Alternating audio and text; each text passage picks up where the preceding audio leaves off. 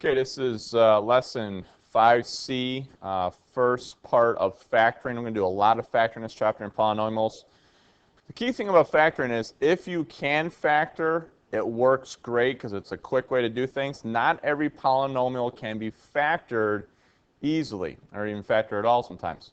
So here's a couple different versions of factoring. So what we kind of have is a collection of tools to use. Kind of go through the four here. Greatest common factor. You always want to look for GCF because by pulling that out, it makes the rest of the problem simpler. So that's always the first thing you want to look for. Next, grouping. This is similar to split middle term like we saw last chapter. And what we have here is looking for a common element in both the front and back that is the same. So we'll see examples of that as well.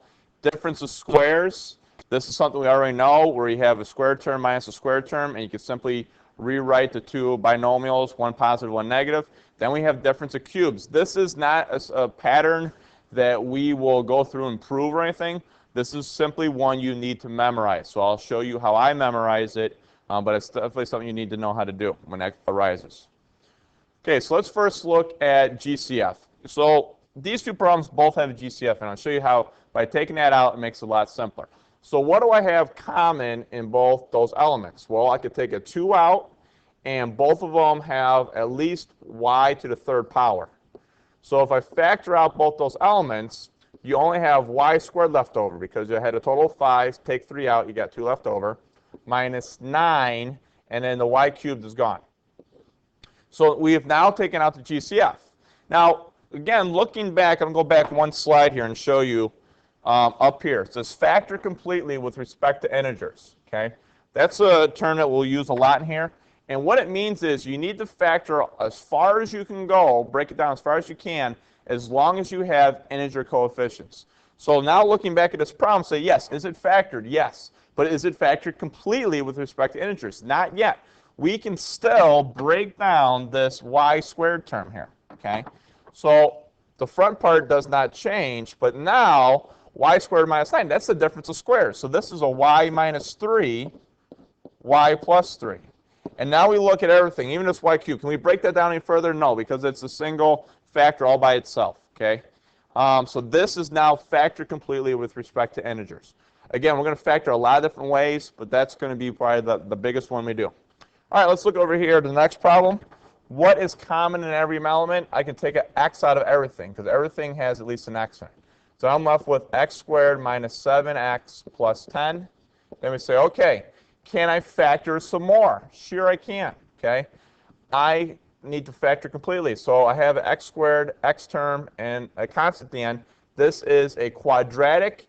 Split it up into two binomials. We have x and x. Two factors of 10 are 5 and 2.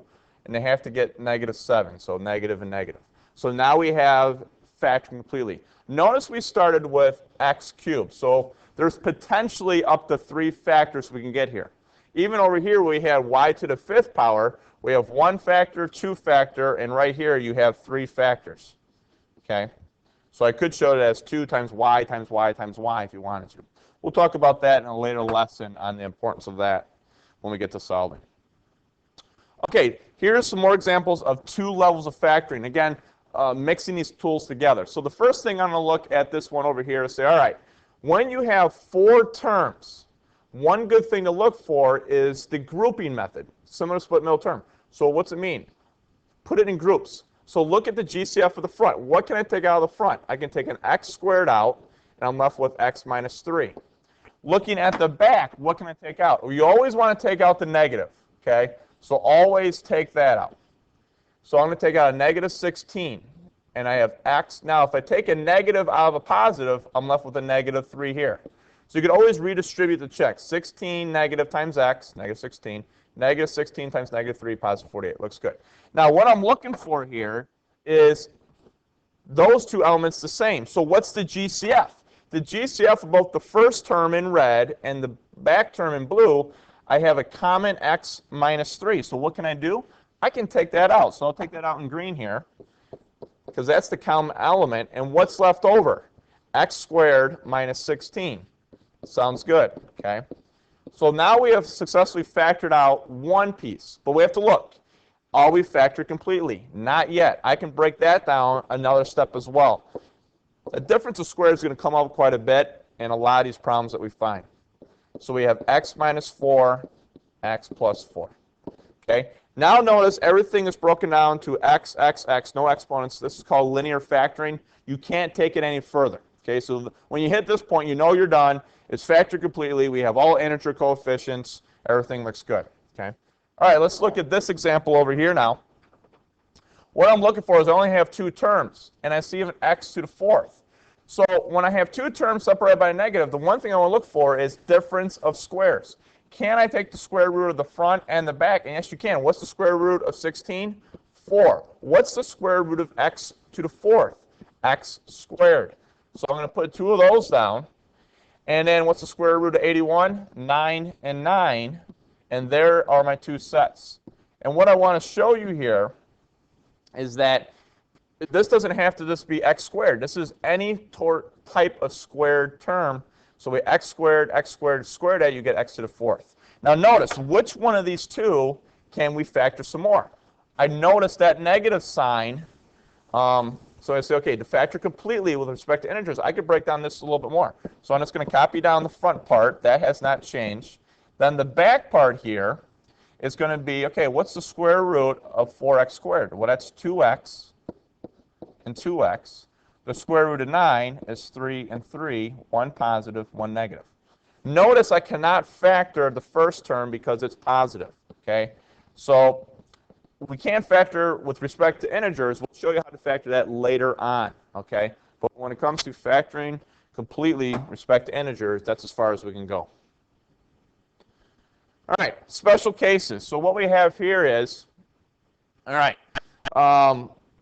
always look for a GCF. So I'm going to take out a 4, and I'm going to take out a t squared. So I'm left with t to the fourth power minus 5t squared plus 6. Okay, now the front part's done. Now let's look, though, at this middle part. What does this look like? Well, this is t to the fourth. Let me change this square to a 4 term. Well, when I look at this, I see three terms, a squared term, middle term, and so forth. This is the same thing as x squared minus 5x plus 6. Now, if you look at that and say, how do I factor that? Well, that's just x minus 2, x minus 3. Here's the key. Replace the x with t squared. So what's t squared? Then square it again, you get t to the fourth. The middle term, just an x, so the middle term should just be t squared. So see how the middle term here is a single term. This term here is a squared term. So when I look at this, this is what we really have. Split up the t to the fourth. T squared, t squared. And then we're going to look at, okay, the last term has to be a 2 and a 3. The middle term has to be 5 t squareds. So we have negative 2 there and negative 3 there. So my middle term is negative 2t squared, negative 3t squared. Okay, and then I'll look at it. Is there anything I can break down with respect to integers? I could factor some more, but not with integers. I would then get into rational numbers and or irrational numbers, I'm sorry, and we'll get to that in our next lesson. But for right now, this is as far as we can take it right here. Okay. All right, let's look at this last example over here. Now this one, again, there's no special tricks, but it is a special case. What we have here is the difference of cubes. I see two items that can be taken the cube root of the front and the back, separated by a positive or negative. Okay. Now, let's go back to the first slide real quick, and I'm going to show you the pattern. A cubed minus b cubed. Okay, what you do is you take the cube root of both of them. So in this case, a and b.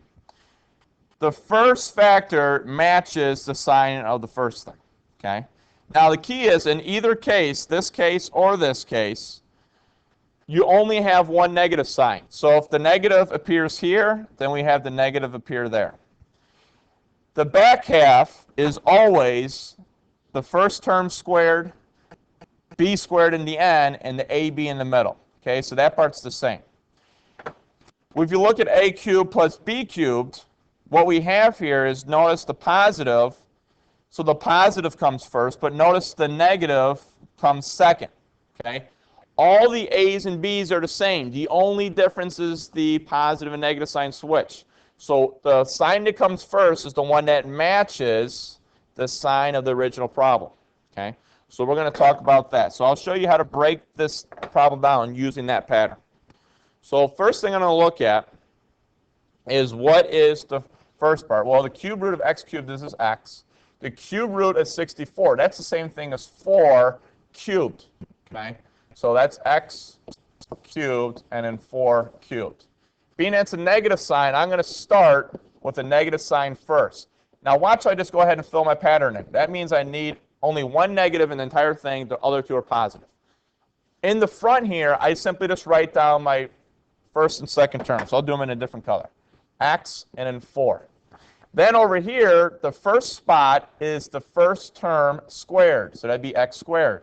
At the end, you take the last term squared. So 4 squared is 16.